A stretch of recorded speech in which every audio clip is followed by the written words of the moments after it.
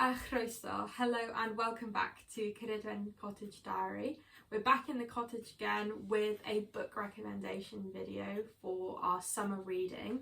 So this is a mixture of books that we've already read and also our very own summer TBRs. So I hope you enjoy. So shall I kick off? Yeah. First. So yeah. The first book, well, it starts off actually sort of late spring, but goes on into the summer. It goes all the year round really, but I think it would be a good read, and it's called The Shadow Key by Susan Stokes-Chapman. Darling, do you mind putting it closer to the screen? So I absolutely loved reading this. I picked it up because it's actually set in our part of Wales, so it's set in Meirionydd, and names lots of places that we're very familiar with. And even though the author is English, she's from Staffordshire originally, I believe, she went to Aberystwyth University, which isn't that far away from us, and she now lives in Meirionydd, and she does use quite a lot of Welsh in it, and I think she actually does it very well. Anyway, on to the book itself. So it's set in about 1780, and the story begins really with this young man who had a very good career as a surgeon in London, and then we don't find out till later on in the book what happened, but obviously something went wrong, and he ended up not being able to get any work in London or anywhere else but Wales.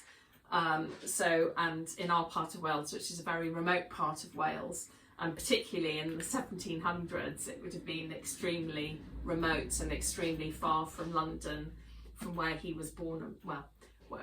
So from where he grew up.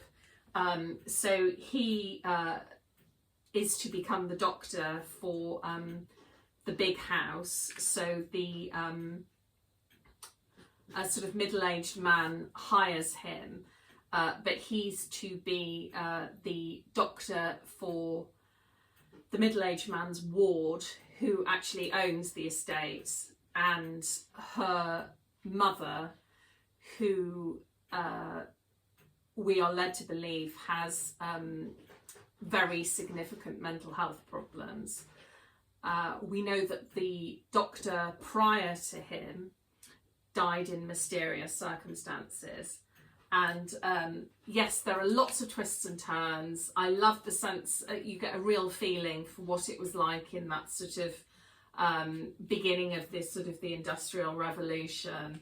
Yeah, it's really, really well written, and I would thoroughly recommend it. And of course, because it's in our area, then yeah, I found it particularly appealing. But yes, if you like anything set in Wales and you like a historical drama, thriller, whatever you'd like to call it, then I'd recommend it. Also, I happened to be reading this somewhere, I think it was when you were doing your fungi talk, and one of the women there saw me reading it, and Susan Stokes-Chapman's other book is called Pandora, and she said that she had read that and thought it was very good. So I will probably be getting that as well, because I really, really like her writing. The next one is one that I got, well, for your birthday as a birthday present, but I'm definitely going to be dipping into it myself, and it's Wild Folk. And so these are a collection of folk tales, but the thing that that's Brian scratching the sofa. But the thing that really drew us to this book in particular is the artwork, which is just incredible. So the concept behind it is an amazing artist has done stained glass as illustrations for all of the folk tales. Absolutely stunning, and both the author, well, I think it's she's collected, I think they're sort of well-known folk stories, probably from around the world, that she's just collected, and probably maybe adapted, given her own sort of spin on it. and then collaborated with this amazing stained glass artist. You need to, it's absolutely beautiful. you need to take it up. Yeah, 'cause I don't think I'll flick through. I think I'll take still so people can properly see. Oh, that's a good idea. But maybe go up and at least show. But show yeah, the so cover. this is the cover, just to give you a taste. But literally every page is just jam packed with this artwork. It's very impressive. And it's just something I think that we're going to be treasuring for years to come. Yes. In fact, we need to get, if we can ever afford it, we need to get some of her stained glass, because it's absolutely stunning. So, if you haven't seen stained glass like it, it's really, really beautiful. So it's not like the stained glass you'd get in a church. It's basically sort of botanical and, it's sort of flora and fauna, amazingly detailed, realistic painting on glass, really, isn't it? Almost looks like etchings. Yeah, it's just beautiful. So I love folk stories, and to have that twist of such exquisite artwork as well, it's just the dream team. So I haven't dipped into it yet, but I can't wait. When you do, I think this is something that we need to read together, I think. Oh, that's a nice idea, before you go away again. It's just so lovely and visual. Yeah, beautiful. Right, the next book. This is one that I found in a charity shop. Well, we both did, didn't we? It was in a National Trust, one of the second-hand shop. Yeah, National Trust thing. I mean, we fell in love with the cover. Just show the cover, please. And it's beautiful, like gold. I mean, how could you resist? Look at it. And it's like that on the side and the back as well, isn't it? It's just beautiful. And with a name like Ophelia Girls, we were Did you say Ophelia? I don't know. I would say Ophelia. No? Ophelia. I don't think there isn't an R in it. I put an R in. Okay. Well, Ophelia or Ophelia Girls, I would recommend this book. So it's by Jane Healey, and it's a dual time, what do you call it? Time split thing. Time split, yeah. So it's not a slip. So it's not people moving in and out of historical periods. So one of the time periods is the summer of 1973, and the other is the summer of, I want to say 1993. I need to check that. 1997. Good year, that.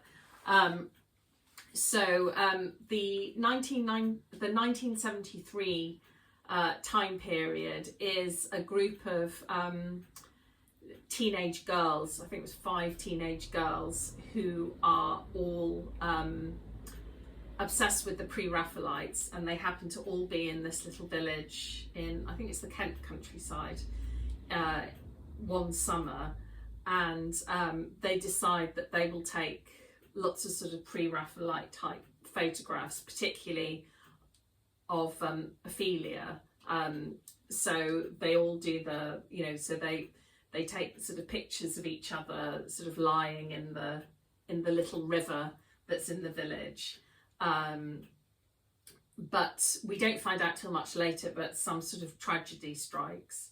And then it's sort of, I think it's every other chapter. So one chapter it's in the 70s, one chapter it's in the 90s. And the 90s then follows one of the girls who's now a grown up with a teenage daughter herself. And the teenage daughter's been very ill. I think she had leukemia or something, just got out of hospital. And her and her husband inherit the house that she grew up in as a child in this village. And one of her childhood friends, a guy, comes to stay in one of the outbuildings for the summer, and he's a photographer. And it's sort of, it's a classic case of how, if you don't deal with issues and things, when you first experience them as a young person, how that can kind of stay with you and impact the sort of the future. So there's no magic in it, but I think it's really, really well written. And I just loved it. And I also really related to the teenagers because I was completely obsessed with the pre-Raphaelites when I was their age. And yeah, had postcards, little postcards of pre-Raphaelite paintings all over my walls as a teenager. And I know that you also share that passion, and I know that quite a few of you do as well. So yeah, I thought it was a really interesting read. And you know, it's set in the summer of 1973 and the summer of 1997, so perfect for this time of year. You need to read this as well. I would love to. We picked it up last summer and I was waiting for a summary. Yeah, and gosh, boy, has it been summer this year. Yeah, in Wales. So shall I take that one? Because that's one of mine as well. That's one of yours. So this is called Vickery's Folklore. Can you show the cover? Because I just think it's beautiful. It's so pretty. So for a start, it's got a foxglove on the front. I absolutely love foxgloves. It's a beautiful hardback book. It's a very chunky book. And as the name would suggest, so basically it says it's an A to Z of the folklore and uses of British and Irish plants. And, excuse me, as you can see by the size of it, I haven't read all of it. I've just sort of dipped in and out. It's not the sort of book that you would probably just read cover to cover. Excuse me.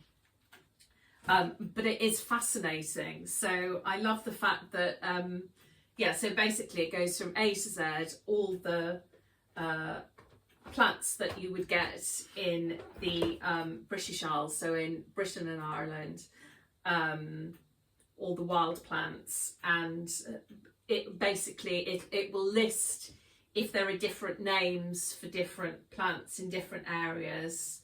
It will say what all of the sort of the folk names are from different regions, and will list what region they're from, and it'll list any sort of folklore about it, any sort of magical uses that people traditionally use, any superstitions, and things like that. So it's just, oh yeah, it's absolutely fascinating.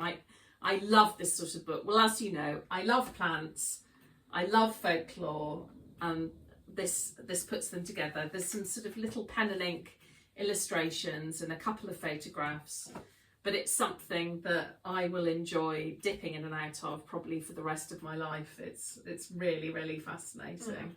Yeah, I can't get enough of knowing, hearing what people believed plants could be used for, and yeah, the sort of attributes and sort of magical uses and things. I find it really, really interesting. It's the sort of thing I think we should bring on walks with us to dip into. As long as you carry it. It's really heavy. Oh, we'll talk about that. The next one is one that I'm actually in the middle of at the moment, and it is Green Teeth by Molly O'Neill, another novel.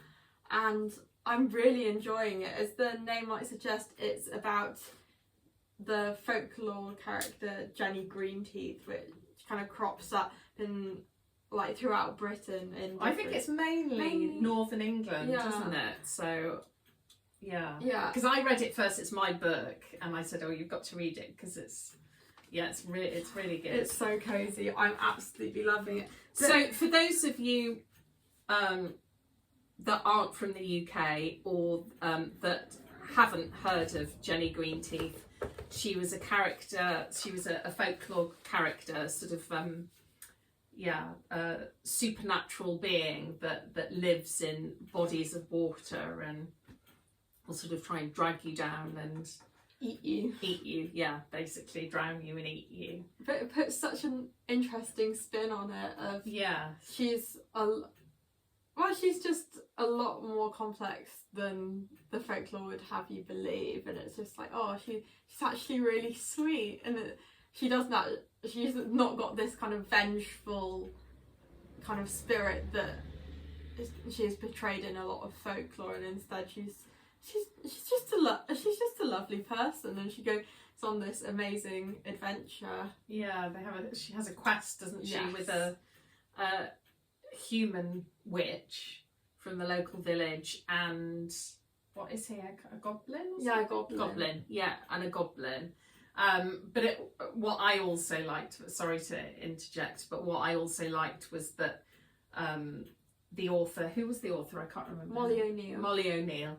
Yeah, she also brings in characters from Welsh mythology. So she brings in Gwyn ap Nudd, which, who is, well, in some books anyway, is sort of king of the fairies and things, of the Tylwyth Teg. So and she brings in some Arthurian legends and things. So yeah, it's really nice how she weaves it all in, and it's really interesting. I've found the different time periods that they're talking about, because this is set in the past, so it's set kind of at the time of the witch trials, but then it's also linking kind of the different mythology time scales as well. I thought that was really interesting how they did it, being like, oh, I'm so many 100 years old, or I'm so many 1,000 years old, and I remember this and this mythology, or this and this time period. yeah, As characters and these beliefs, and I just thought it was really interesting how they showed that. Yeah, and also, I mean, it's set. I think it's set Oxfordshire. Yeah, it's set in Oxfordshire. But part of their quest, they go. They come to Wales. They go to Scotland. They go to Cornwall. Anywhere else? I mean, I'm only halfway through. So. Oh, okay. Can't remember if they go anywhere. I can't remember off the top of my head. But yes, it's really nice, and they weave in additional mythology from those areas as well. So that's really, really nice. Yeah. So again, if you like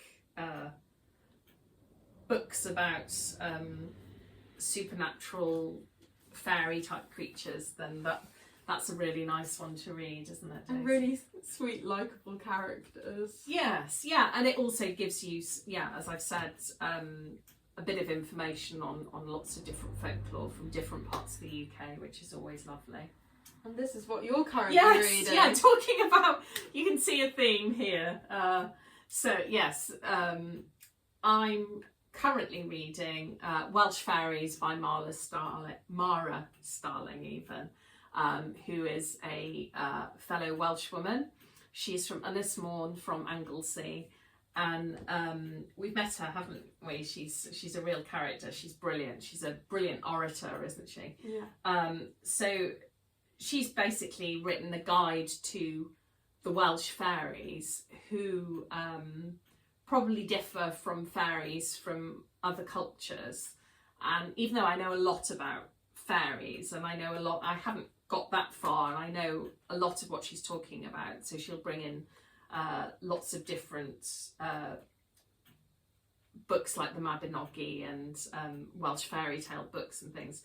I really like the fact that she's sort of collated everything about Welsh fairies specifically into one book, because I think there's quite a tendency when people are talking about fairies to either say the Celtic fairies, as if we only have, as if there's this one sort of homogenous culture that has exactly the same beliefs and ideas and names of things, and it just isn't the case. Even though there are overlaps, Welsh fairies are very distinct, as are Cornish fairies and Irish fairies, Scottish fairies, etc.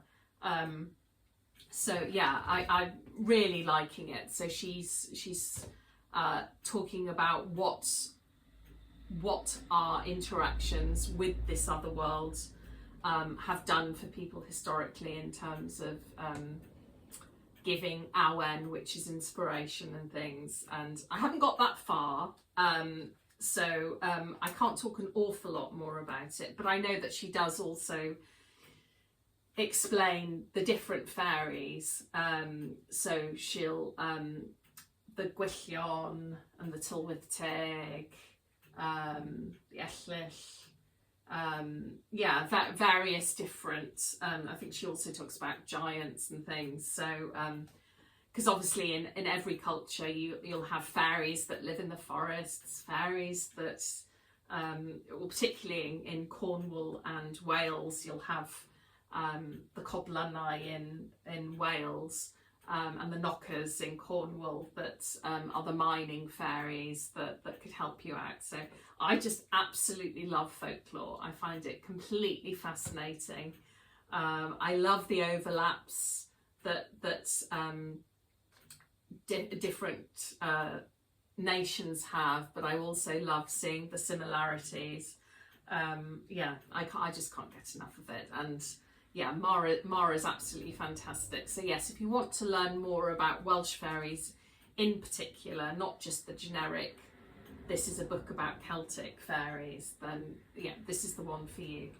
Yeah, I'd also highly recommend Mhara's YouTube content. That's how we found her initially. She just makes really interesting, informative videos about mythology and witchcraft and fairies and fairy lore. Yeah, she's really good fun, isn't she? She's really interesting. Next is another book that I picked up. I think you got this for me actually, and I read it last May, and I have really strong associations with it for this time of year, so I would highly recommend it. Graham Joyce, Dark Sister. Graham Joyce is a brilliant author, and we've read and I think recommended several of his books before. But this one I particularly enjoyed. I read it in a day, cover to cover. I couldn't put it down, and it is brilliant. So it follows a young mother, and she's kind of a stay-at-home mum and is feeling a little bit lost and a little bit neglected by her husband. And as a kind of throughout the book, she kind of gains agency and a feeling of kind of power and accomplishment by leaning into her interest in herbalism and folklore and paganism. And so throughout the book, as she's getting more magical, she's also gaining more agency and being more assertive in her life. And it's really interesting, the journey that she goes on, and there's lots of beautiful descriptions of her visiting this apothecary, and she forms a very strong relationship with an older woman in the community who kind of becomes her mentor, and it's just really interesting. And there are lots of twists and turns, and you're not quite sure what things are actually happening and what things aren't, because it's also partly written from the perspective of one of her children.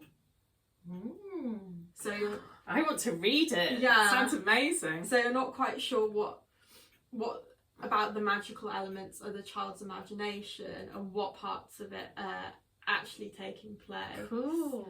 So we love Graham Joyce. We mentioned him lots of times, yes, haven't we? So I Dark really need to read Sister that. by Graham Joyce. Do you want to show the cover?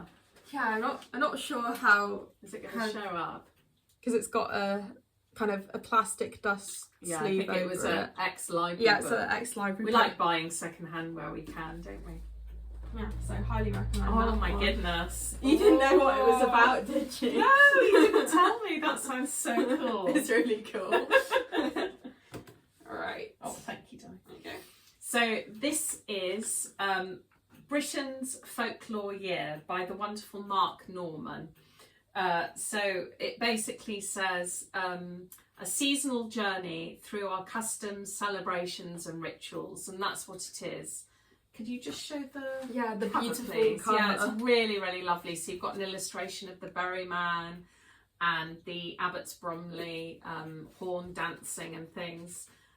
So again, what's not to love about this if you are interested in folklore, and in particular British folklore, and not just folklore, but it's basically the ritual year. So it's all the celebrations, all the, well, mostly old. I think he has added some that are a bit more contemporary.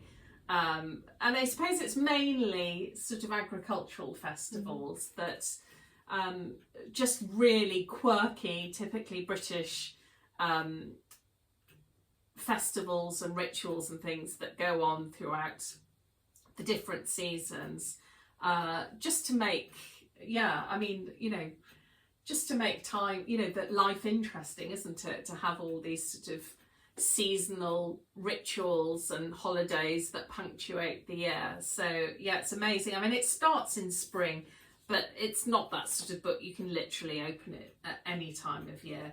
And I'm telling you about it now because I've only recently acquired it. So I'll be dipping into it now for summer. So yeah, there's just loads and loads of different festivals. I mean, I wouldn't say it's comprehensive in the sense that it will have every single ritual and celebration and festival that we have in Britain.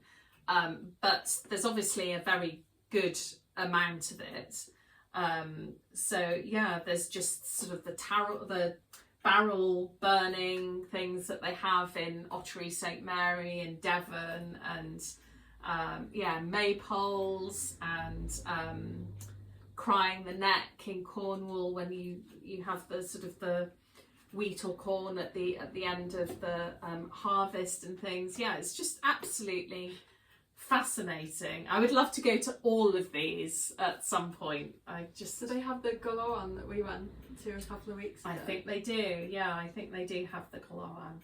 So yeah, it's if you are interested, I would definitely recommend this.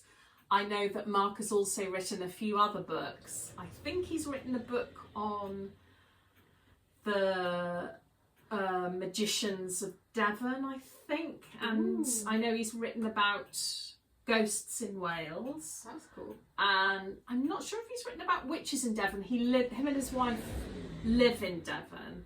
And I also need to mention he has the most fantastic podcast, which is one of my absolute favourites. I really, really love his podcast. It's called the Folklore Podcast. And he's brilliant at interviewing people, and he always has very, very interesting guests that might have written.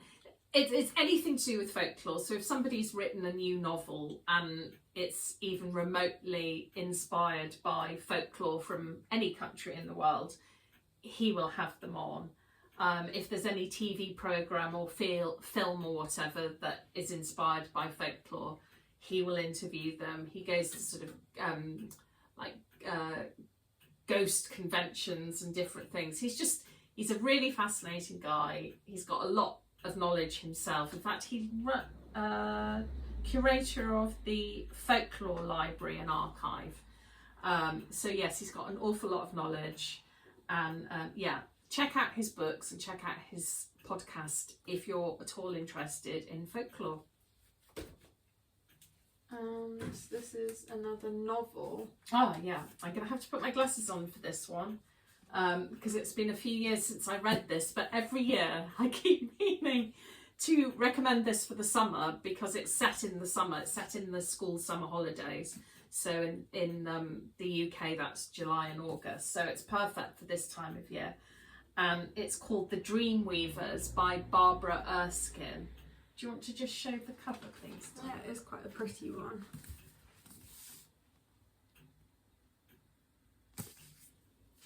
Thank you. So this is a dual time period piece, but it's also kind of where characters from the past also interact with people in the future. So the historical time period is 788 AD. Mercia, which was, for those of you that don't know, was basically sort of the Welsh marches. So it was basically the bit of, well, it was actually quite a large bit of land. The part of what sort of became England that wasn't actually England at the time.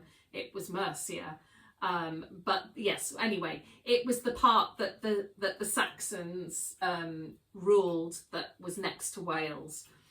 And this is set part of it's set, sorry darling, part of it's set in Hereford, which is a lovely city, which is now in England, which it has been in Wales. It's sort of flip-flopped, but it's a beautiful, magical city, and it's partly set near Offa's Dyke in the Welsh Mountains. So it's basically about I'm going to have to read it to you because I'll mess it up otherwise. So it says, in the grand Saxon halls of Mercia, King Offa rules with cold ambition. His youngest daughter is destined for an arranged marriage, but with reckless spirit, her heart is lost to a Welsh prince, a man she can never be matched with and who is quickly and cruelly taken from her. Eadba inherited her father's ruthless ways, but it's the gifts passed down from her mother that are far more dangerous. She is determined to carve her own place in the world, yet her path could cause war. And then they've got Offa's Dyke 2021. In a cottage hidden among the misty Welsh hills of Offa's Dyke, Bee Dallow is called to help Simon Armstrong, who is searching for peace. So the Welsh cottage that he's renting for the summer, from what I remember, he's an author and he's gone there to the summer to write. His children, he's divorced, his children sort of are coming backwards and forwards to spend the summer with him as well. So he's basically asked for help because there seems to be something supernatural going on in the cottage. And it says, it isn't long before Bee is also swept up by haunting dreams. The past is whispering to them, calling out for the truth to be told at last. And as dreams and reality weave close together, Bee and Simon must be strong to resist the pull of the past and its desire for revenge. I thought it was very well written. I really loved it. There was a really good sense of place. I love anything set in Wales. And also the border country. It's a lovely part of the world. And I do love a dual time period, particularly when sort of the past starts sort of creeping into the present. Barbara Erskine has written lots and lots of books. I'm sure that some of you will be big fans of Barbara Erskine. This is the only book I've got of hers for the simple reason that I've looked online and sort of looked at her other books, and they all have a very similar format. So I do feel that once you've read one, you probably know instantly what's going to happen in all of the others, even though they won't be set in the same time period or the same location. But they've got a similar theme that something's happened in the past, and then that sort of leaches into the present. I'm not necessarily saying that's a bad thing, but Brian's just knocking the books down. Sorry, and Mabon's chiming. I'll let him finish. Let's have a Thank pause. you, Mabon. But yes, I would really recommend this book. I think it's absolutely brilliant. In fact, I'm really tempted to reread this summer because it's been quite a few years since I've read it, and it's just a perfect read at this time of year. And again, if you like descriptions of cottages and countryside and that sort of, can you see Brian? Probably not. You can probably just see me bending. Yeah, it's a bit dark. Yeah, probably not. Oh, there's a good boy. Whoa. Oh, got his Oh, claws stuck on my dear. dress. You're alright, baby. Oh, sweetheart. Okay, he's desperate for me to get on to my book, which is our last book for today, and that is The Apothecary's Wife by Karen Bloom Gevirtz. And it is absolutely brilliant. So it's a factual historical book dealing with the history of medicine, but particularly kind of women in medicine, which I found really interesting.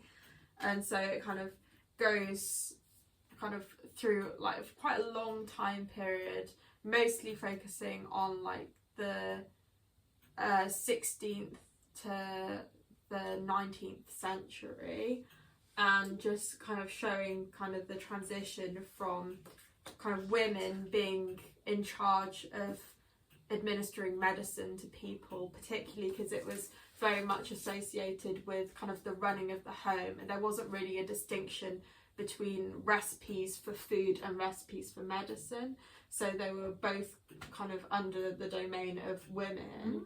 And then over time that kind of power was taken away, kind of with the witch trials and also with the advent of kind of chemical medicine. And it's kind of showing how that was motivated kind of both by like money and also by kind of wanting to take away women's power, and it being kind of like an untapped kind of market of selling people medicine, whereas before it was kind of something that you would just go out into your garden or forage for what you needed. It's just really interesting. I found it a really fascinating read. What I really appreciated about this book in particular, which I haven't read in many, or I can't think of any like historical books, where there's one section at the end where they kind of say like what that says about our current situation with healthcare and medicine. So kind of like, okay, what does that tell us about the future, and what does that tell us about our present kind of healthcare systems, which I thought was like a really nice touch to kind of like bring that perspective in, which obviously you can do for yourself, but to have it kind of written down and condensed for you, I found was really powerful and really interesting. I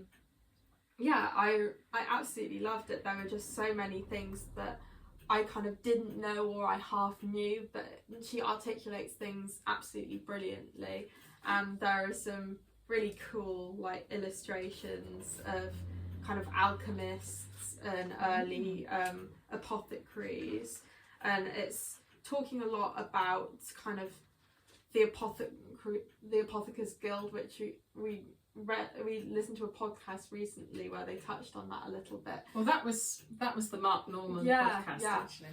And talking about the recognition of apothecaries as a guild.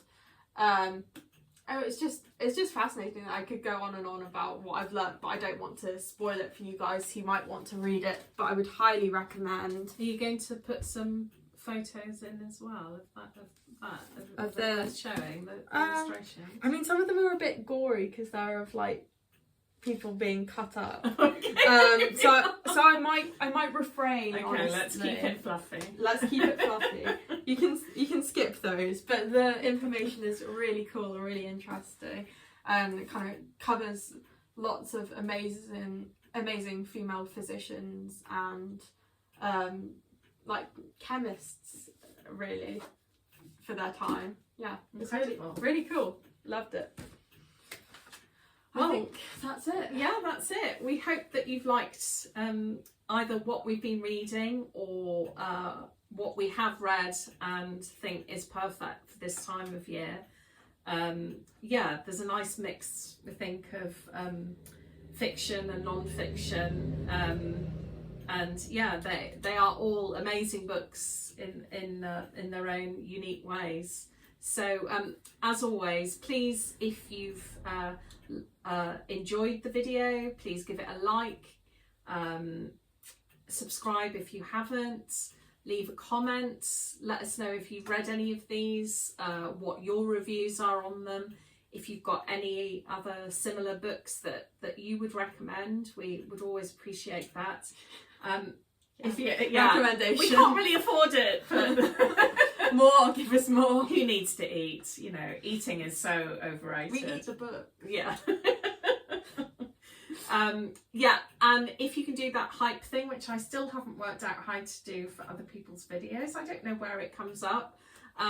Please do, because quite honestly, the views have been really quite upsetting recently. We've literally only been having a few hundred views on the channel, so I'm assuming that the algorithms don't like us. And well, I think now it's all about algorithms. I think basically if you don't suddenly get lots of people watching your video within a relatively short period of time, first 24 hours or well, I think it's even less than that. I think it's literally the first few hours, then the algorithms think this video is obviously rubbish. Nobody's going to be interested in it. We're not going to tell anybody about it. But yeah, we've been really a bit upset actually about how few people are now watching the videos. So if you do like it, we would really, really appreciate you liking, subscribing and hyping, sharing, whatever it is that people do,